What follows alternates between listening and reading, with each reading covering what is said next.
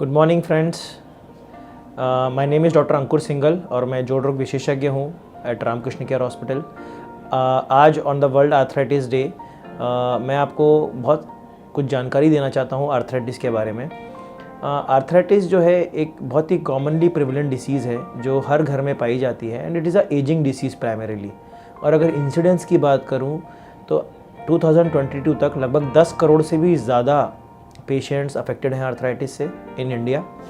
और ये सही टाइम है कि हम इस बीमारी के बारे में जागरूक हों और जानें कि कैसे से बचा जा सकता है और क्या इसके सिम्टम्स हैं और क्या इसका ट्रीटमेंट है। यही मैं आपको बताना चाहता हूँ।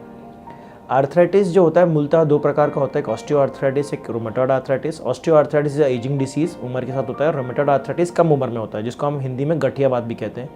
तो आपको डिफरेंशिएट करना आना चाहिए बिकॉज रोमेटॉइड आर्थराइटिस में मल्टीपल जॉइंट्स इन्वॉल्व होते हैं, ऑस्टियो आर्थराइटिस में सिंगल जॉइंट जैसे नी या कभी कभी हिप इन्वॉल्व होता है।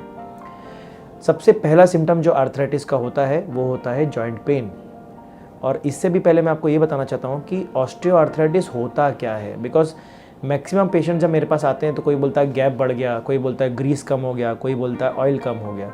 एक्चुअली ये सब चीज़ें कुछ होती ही नहीं है। ऑस्टियो आर्थराइटिस, आर्थराइटिस का मतलब क्या है? Arthros is joint and itis is inflammation, so basically it's a joint inflammation.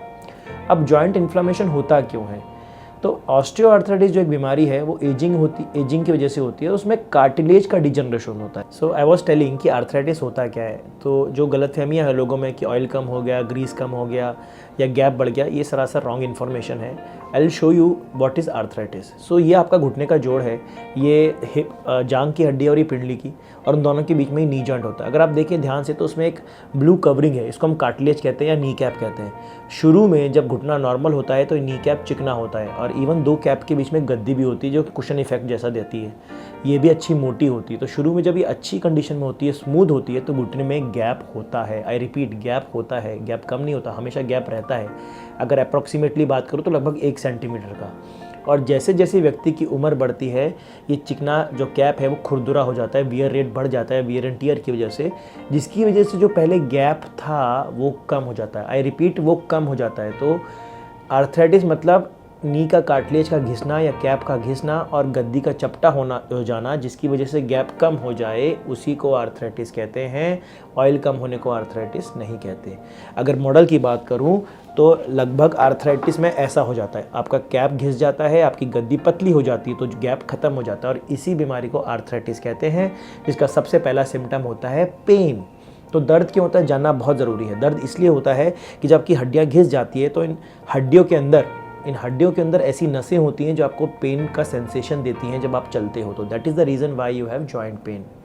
अब जो ये जॉइंट पेन होता है या आर्थराइटिस होता है, इसके 4 ग्रेड्स होते हैं या स्टेजेस होती हैं। स्टेज 1, स्टेज 2, स्टेज 3 और स्टेज 4। शुरू में जब मरीज़ मेरे पास आता है स्टेज 1, स्टेज 2 में, तो हम उसको दवाइयों से ही ठीक कर देते हैं या मैं इसके प्रोग्रेशन को स्लो कर देता हूँ। पर स्टेज 3, स्टेज 4 जो होती है, जो कि लेट स्टेजेस होती है, जिसमें हम सर्जरी से ही मरीज़ को ठीक कर पाते हैं, उसमें दवाइयाँ या कसरत उतनी इफेक्टिव नहीं होती, उतनी अच्छी सिद्ध नहीं होती। That is the stage where I operate. मैं आपको थोड़ा ऑपरेशन के बारे में बताना चाहूँगा बिकॉज मैक्सिमम पेशेंट्स को इसमें भी गलतफहमी है कि ऑपरेशन मतलब जोड़ बदली हो जाएगा। हिंदी में उसको जोड़ प्रत्यारोपण कहते हैं, जोड़ बदली ऑपरेशन। तो मरीज़ यही सोचता है कि जोड़ बदल देंगे, पुराना जोड़ निकाल देंगे और नया जोड़ डाल देंगे। तो कई बार मरीज़ के दिमाग में ये आता है यार पुराने जोड़ से चल रही हूँ, नए जोड़ से चल ही नहीं पाऊंगी।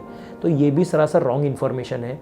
एक्चुअली जॉइंट रिप्लेसमेंट मतलब रिप्लेस नहीं, इट्स अ रीसरफेसिंग सर्जरी। मसलन जैसे मैंने बताया कि आर्थराइटिस में आपका कार्टिलेज घिसता है। मेरी ऑपरेटिव टेक्निक में भी हम इस कार्टिलेज को ही छील देते हैं जो कि ऑलरेडी ख़राब हो चुका है या घिस चुका है।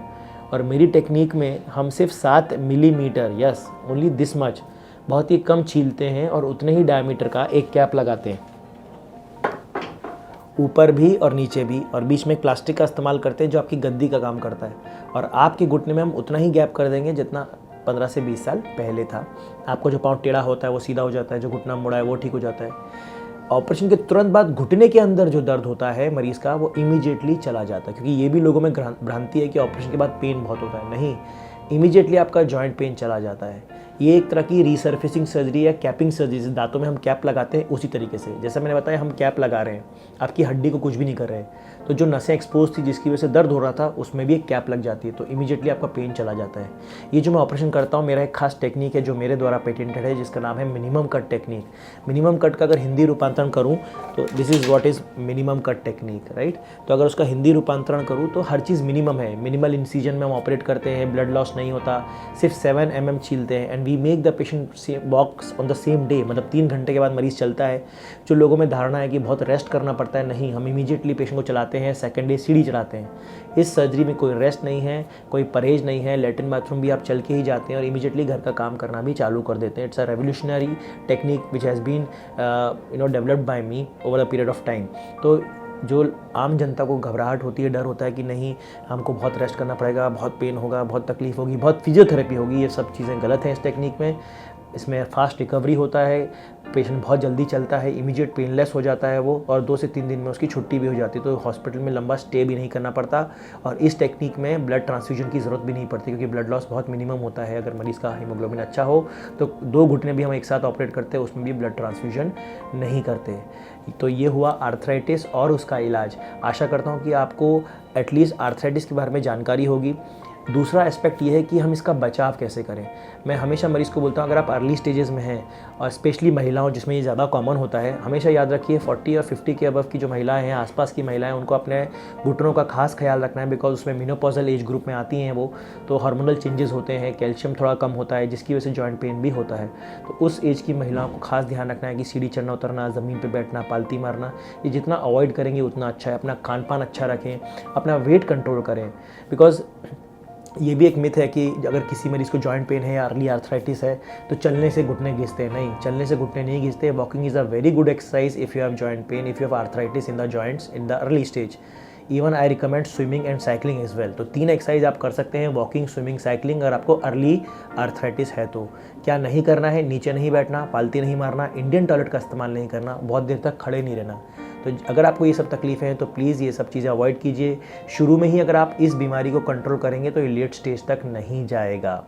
तो शुरू में ही कंट्रोल करें, खान पान अच्छा रखें, वेट कंट्रोल करें, यही मैं आपको एडवाइस दूंगा अगर आपको अर्ली स्टेज में ही अच्छा होना है तो। And if you are not getting relieve by any treatment, please visit your expert which is the best, he is the best person to guide you.